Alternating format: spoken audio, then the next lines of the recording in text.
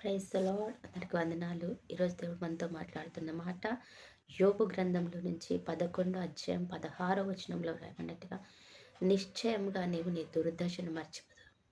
నీ యొక్క వేదనకరమైనటువంటి ఆ వేదన జీవితాన్ని మర్చిపోతావు. ఖచ్చితంగా మర్చిపోతావు.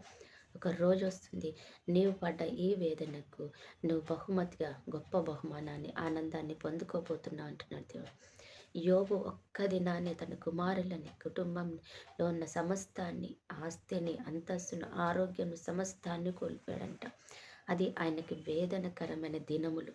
ఆయన ఆరోగ్యం లేకుండా ఆయన భయంకరమైన శ్రమను అనుభవిస్తున్న దినములు. ఆ దినములను చూచి అంటున్నాడు, నువ్వు ఈ దినములు మర్చిపోయే రోజు ఒక రోజు వస్తుంది. దేవునితో యోసేపు ఎంతగానో గడుపుతున్న సమయంలో కూడా ఆయన శ్రమ అనుభవిస్తూ ఉన్నాడనమాట. ఆ శ్రమ యొక్క ఫలితాన్ని, ఆ యొక్క ప్రార్థన పట్టుదలతో చేసిన ప్రార్థన ఫలితాన్ని ఆయన ఒకరోజు చూశాడు.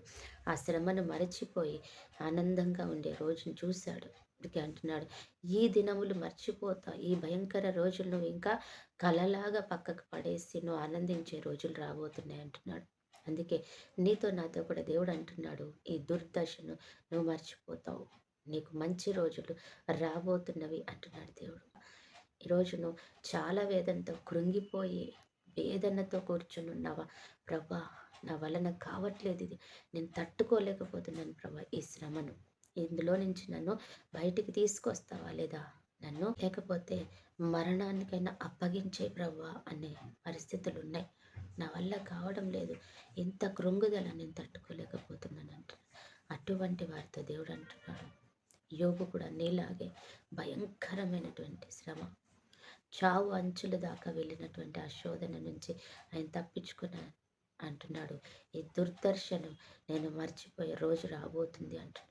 అందుకే దేవుడు నీతో కూడా అంటున్నాడు, ఇది మర్చిపోయి దీనిని కలలాగా నువ్వు పక్కకు పడేసి ఆనందించే రోజు రాబోతుందంట.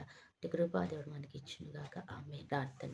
పరిశుద్ధుడు అయిన దేవ, ప్రేమ కలిగిన తండ్రి, ఈరోజు ఇచ్చిన వాగ్దానంను బట్టి నీకు వందనాలు చెల్లించుకుంటూ, ప్రభా, నువ్వు మా దుర్దశని నువ్వు మర్చిపోయే కృపను మాకు ఇవ్వబోతున్నావు తండ్రి. స్తోత్రాలు.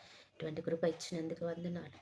ఈ యొక్క భయంకరమైన పరిస్థితి నుంచి మమ్మల్ని బయటికి తీసుకుని వచ్చి ఆశీర్వాదకరమైన కృపలోకి నువ్వు నన్ను మమ్మల్ని నడిపించబోతున్నావా? వందనాలు.